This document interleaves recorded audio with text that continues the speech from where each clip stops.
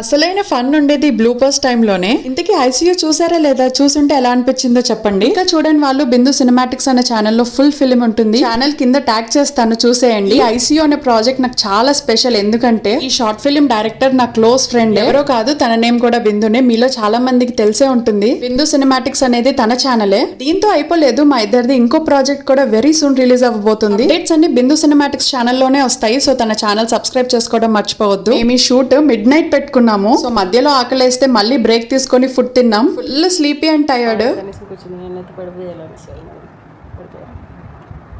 చూడండి తప్పదు హీరోయిన్ గారు. ఇప్పుడు మీకు ఇద్దరు పిల్లలు ఉన్నారు, మాకు ఇద్దరు పిల్లలు. ఏమండి, మీకు ఇద్దరు పిల్లలు, నాకు ఇద్దరు పిల్లలు. వాళ్ళు పడుకున్నప్పుడే కదండి మనం ఏదన్నా సాధించగలిగేది. చెప్పండి.